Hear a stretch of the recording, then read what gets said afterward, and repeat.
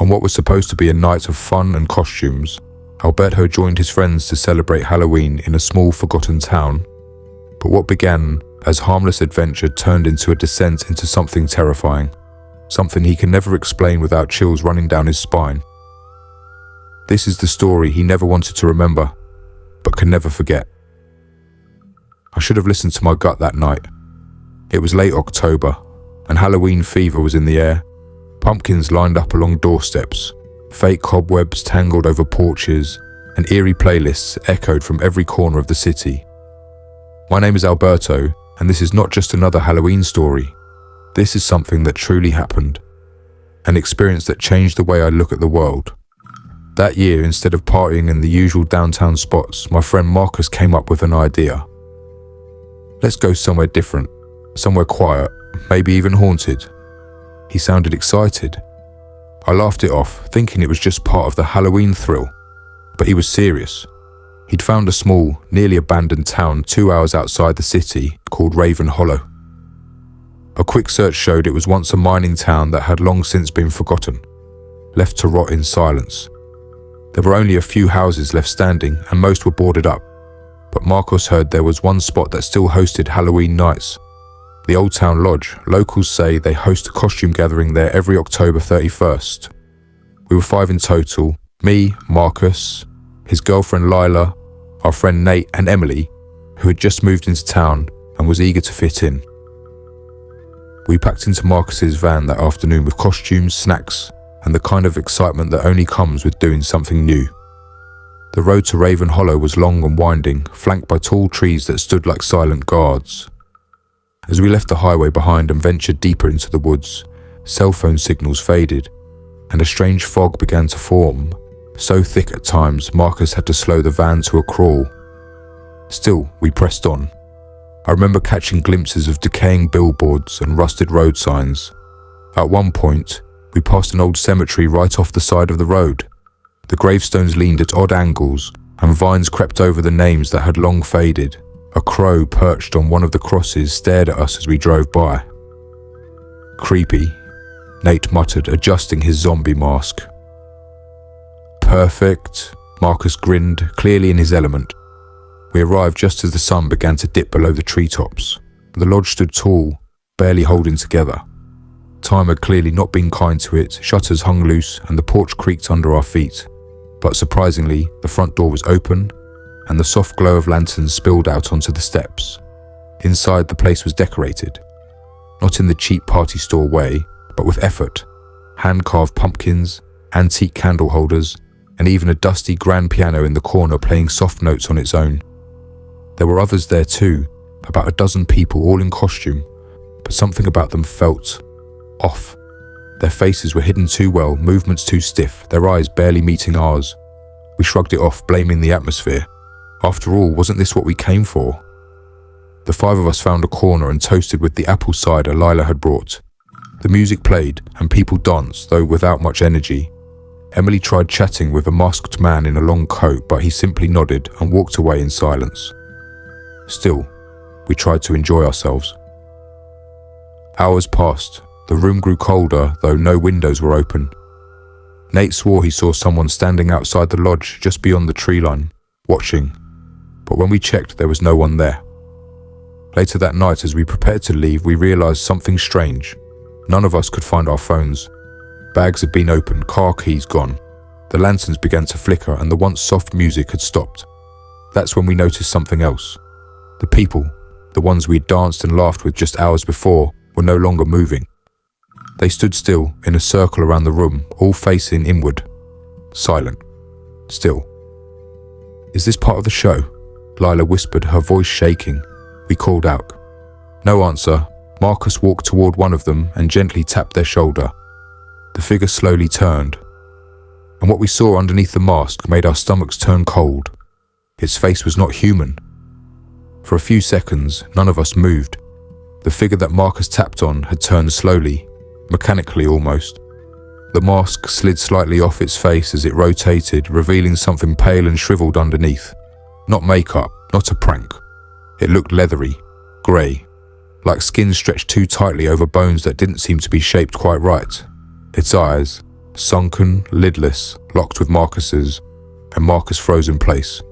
For a moment I thought he was going to faint. Then just like that the figure turned away and resumed its stillness, facing inward again, as though nothing had happened. "I don't care what this is," Nate hissed, gripping his bag. "We need to go. Now." We rushed to the door. Locked. Windows? Nailed shut. We tried the back entrance, chained. It was as if the lodge had transformed while we weren't looking. "This doesn't make sense," Emily whispered, her voice cracking. "We were just partying, just minutes ago. They were dancing." We began checking the other rooms, looking for our belongings, phones, keys, anything that could help us. But the more we searched, the stranger things became. The hallways didn't lead where they should. Doors we had seen earlier now opened to different rooms, or just walls. One staircase spiraled upward but never seemed to end. Nate climbed it for over 5 minutes before coming back down, breathless, claiming it somehow led back to the same floor. The lodge had turned into a maze, or worse, it was watching us. We regrouped in the main lobby, trying to stay calm. "That thing, that face," Marcus said, his voice low. "It wasn't a person, it looked dead." "Or undead," Emily muttered. She was trembling. We turned our attention back to the crowd in the center of the room, the still silent circle of masked figures. One by one, we began noticing something else. Every mask was old, handmade, stitched from what looked like linen or leather, and each had a symbol carved into the forehead, different but similar enough to feel connected, ritualistic, and beneath their feet, drawn across the wooden floor, was a circle, barely visible at first glance, like it had been burned in a long time ago. Symbols, runes, and names we didn't recognize. "Have we stepped into some kind of ceremony?" Lila asked, her voice almost inaudible. We didn't answer. It was Nate who spotted the frame painting above the fireplace. It was so dusty we'd missed it earlier, but he wiped it clean. What we saw made our blood run cold. It was a portrait of the same room we were in. The lobby, same rug, same fireplace, same circle of figures. But the detail that disturbed us most was the people in the painting. Their faces were visible, and they matched the guests at the party, each and every one. "This can't be real," Emily said, backing away. "This has to be some twisted attraction, right? Maybe the town plays tricks on outsiders every Halloween." But nothing about it felt staged. The chill in the air was bone deep. The silence felt heavy, like the air itself was pressing against our chests. I couldn't shake the feeling that we were being watched, even when alone in a room. Then the whispers started. They weren't loud, but they came from every direction, low, ancient, in a language none of us could understand. Some were chanting, others sounded like crying. We huddled together, spinning around, trying to find the source, but there was nothing, just the lodge and us. The painting had changed. Lila screamed first. I looked up, and she was right. The image in the frame had shifted. Where before the figures had stood silently, they were now all facing outward, facing us. The painting watched us, and standing among them in the center was a new figure, wearing Marcus's costume. Marcus backed away, shaking his head. "Number, no, this is a joke. I didn't pose for anything. I never..." The lanterns flickered again, then blew out all at once. Complete darkness, the kind of darkness that feels alive, suffocating. I fumbled for a flashlight in my bag, hands shaking, breath tight. When it turned on, we found ourselves alone. The circle of masked figures had vanished, completely gone. The room was empty except for us. And the door? It was open, wide open. But beyond it wasn't the porch, not the trees, not the fog. Just blackness, no wind, no night sounds, no outside world. "We need to stick together," I said, trying to keep my voice steady. "Stay close and don't..." Something screamed. From somewhere deep within the house, not human, not animal. A sound that sounded like tearing metal and agony at once. We ran, not toward the sound, but away from it, back through the twisted halls, trying to find any familiar exit. Then the lodge shifted again. Walls pulsed, as if breathing. Pictures bled. And in one hallway I swear I saw the reflection of myself, but older, decayed with hollow eyes, standing in a broken mirror frame that had no glass. "This place isn't just haunted," Emily gasped. "It's feeding on us." And somehow, deep down, I knew she was right. The lodge wasn't just trapping us. It was studying us. We were trapped in a place that shouldn't exist, a lodge that breathed, watched and warped reality around us. Time didn't move the way it should, and the longer we stayed, the more we felt like we were unraveling from the inside out. Panic crept in. "Someone has to know we're missing," Marcus muttered as we barricaded ourselves inside what looked like an old guest room. The wallpaper was torn in places, revealing symbols scratched into the walls beneath. "People saw us come here. My mom's expecting me back. Your brother dropped us off, right, Alberto?" He looked at me like I had the answers. I didn't. "My brother." I tried to think. "He dropped us, yeah. He said he'd be back by midnight." I checked my watch. 2:47 a.m. It had been stuck at that exact time for what felt like hours. Lila had taken to sitting in a corner with her knees drawn up to her chest, murmuring prayers in a language I didn't recognize. Emily was pacing, flashlight trembling in her hand. Nate just stared at the boarded window, quietly mouthing, "This isn't real, this isn't real." That's when we heard footsteps above us. Slow, deliberate. They didn't sound like boots or sneakers. They scraped, as though bare feet were dragging across the wooden floor above. Emily gripped my arm. "We're not alone." Suddenly we all heard it, a voice. It was faint, like a whisper from inside the walls. But it spoke in English this time. Broken, hoarse. Not one voice, but many speaking in unison. "You came when the veil was thin. Now the price must be paid." "Price?" Nate asked, his voice cracking. "What price?" "We didn't do anything." The lodge groaned, and from the corner the mirror began to fog, despite no warmth in the room. Letters slowly etched themselves across the surface. "One stays." No one moved. The message sat there hovering on the misted glass, like a sentence passed by something ancient. "Number no, absolutely not," Emily said, standing. "We're not playing whatever sick game this is. We leave together, all of us." But the lodge had other ideas. The walls began to stretch. Yes, stretch. Like skin pulled tight, the corners of the room expanded unnaturally, the doorframe warping, groaning under pressure. From beneath the floorboards came a soft, rhythmic thumping, like a heartbeat. I gripped my flashlight and motioned toward the hallway. "We have to move, this room isn't safe anymore." We burst out and sprinted down the corridor, not knowing where we were going, only that we had to get away from that voice, from that thing. As we passed the main stairwell, we saw them again.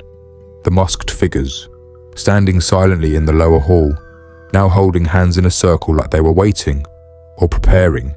They didn't chase us, they didn't move, but something about them was wrong. Their shadows bent the opposite way of the light, and as we backed away, one of them lifted their hand and pointed. At me, I felt a pressure in my chest, like my heart had missed a beat. My vision blurred for a moment, and when I blinked, the hallway changed again. We were somewhere new. The floor beneath us was stone, not wood. Torches lined the walls. It looked like an ancient ritual chamber. "This can't be real," Marcus said again, voice faint. "We're hallucinating, we have to be. Gas leak, some kind of drug." But none of this felt like a dream. It felt worse, realer than anything I had known. At the center of the chamber was a stone altar, and laid across it was a costume, my costume, folded neatly, clean. Nate reached out to touch it, but as his fingers brushed the fabric, a scream echoed through the room. Not from behind us, but from inside the stone. A woman's scream, then a child's, then a dozen others overlapping. We backed away as cracks formed across the altar. Blood, thick, black and unnatural, seeped from the lines, and the whispers began again. "One stays, one always stays. Balance must be kept." "We have to fight this," Lila said through tears. "We're not offering anyone. We're not making sacrifices." But the room began to shake. The torches flared. The masked figures appeared again, this time circling the walls.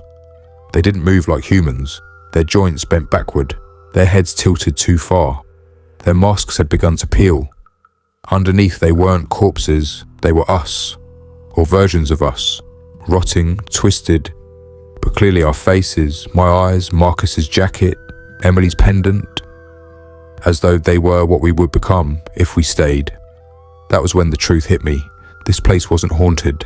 It was a trap, a place that lured people every Halloween, people like us, and it fed on their fear, their souls, twisting them into shadows of themselves. destined to repeat the cycle every year. We had to break it. But how? The whispers offered no answers, only one phrase repeated again and again. To leave, one must take their place. I don't know what finally snapped in us. Maybe it was the scream that came from nowhere or the sight of our decaying doppelgangers, but something changed. The fear didn't leave, but it turned into something else, raw survival. We're getting out of here, I said, more to myself than anyone else. Now, we ran. Not toward an exit. We'd long stopped believing this lodge had any logical way out, but deeper. Into the bowels of the house, through hallways that pulsed like veins, past doors that screamed when opened.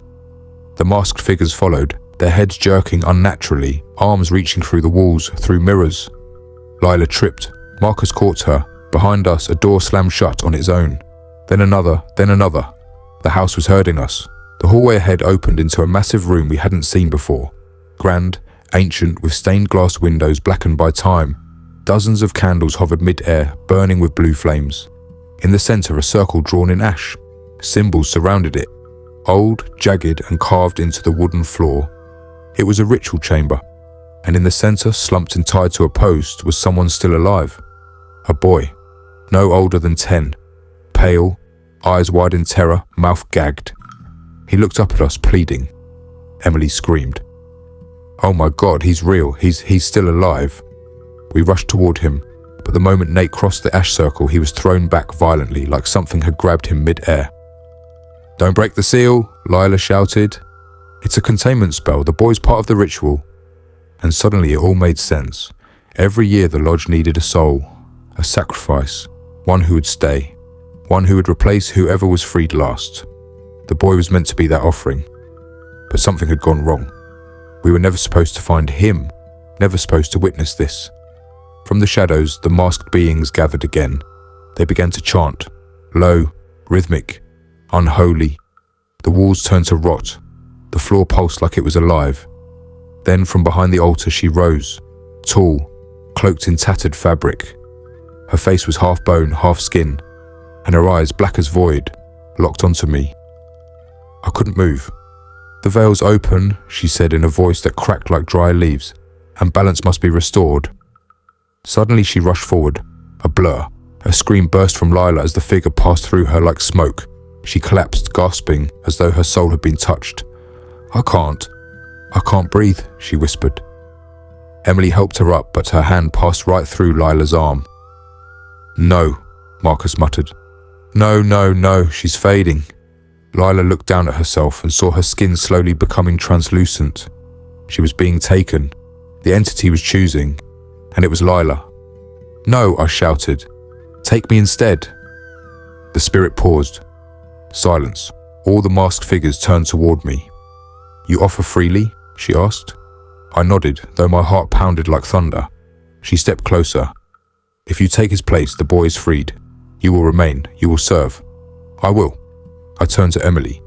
Get them out, find the road, leave, don't look back. She shook her head violently. No, Alberto, no.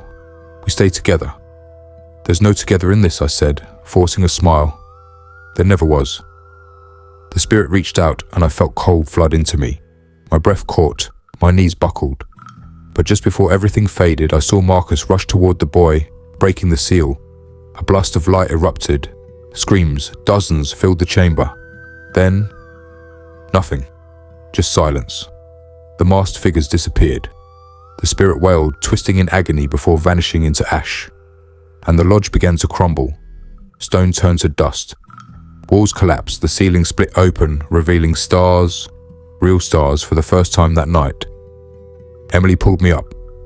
You're not going to be a hero tonight, she said. Not alone.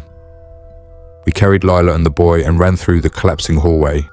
Fire burst from cracks in the walls and shadows tried to grasp our legs, whispering, Stay, stay. But we didn't stop. We broke through a final doorway and found ourselves in the forest again. Cold, dark, but real. Behind us, the lodge was gone, vanished. No ruins, no trace. Only silence, only wind, only the sound of our panicked breathing under the pale Halloween moon. We never spoke during the drive back. The boy sat quietly in the back seat, wrapped in a blanket Emily had found in the trunk. He didn't say a word. He just stared ahead, eyes hollow like whatever he had seen in that place had burned through his childhood forever. Lila rested her head against the window. She hadn't fully come back. Her skin still looked pale, almost transparent in certain lights. It was as if the spirit had left a part of her behind, or taken a piece of her with it. As for me, I couldn't stop shaking, not from the cold, but from something deeper. I had offered myself to something ancient, something not of this world, and somehow I was still here. Or was I? Even after we returned to town, things weren't normal. I kept seeing shadows that weren't mine. In mirrors, sometimes my reflection didn't move in sync. At night, whispers scratched at the edges of my hearing, words I didn't understand, but somehow recognized. I visited my parents. They said I looked different, older, empty. At night, I'd dream of the lodge, of the circle in the floor, of the masked watchers waiting in silence, and worse. I'd sometimes see the cloaked woman in the corner of my room, unmoving, watching. She never spoke. She just stood there, until I blinked, and she'd be gone. Emily moved away, said she couldn't sleep anymore, not without seeing that spirit's face every time she closed her eyes. Marcus refused to talk about what happened. I think he's trying to pretend it wasn't real. As for Lila, she stopped answering her phone altogether. The boy, authorities took him in, but I never found out what happened to him. No records, no news. It was as if the world forgot him the moment he was free. But not me. I remember everything, every second, every scream, every whisper. This Halloween I stayed home.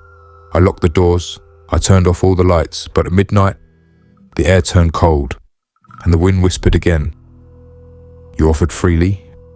I stood frozen in my living room. A knock at the door echoed once, then silence. Then from behind me, just inches away, a voice I knew too well. It's time, Alberto. I turned, but there was no one there, just my reflection in the darkened glass, smiling when I wasn't.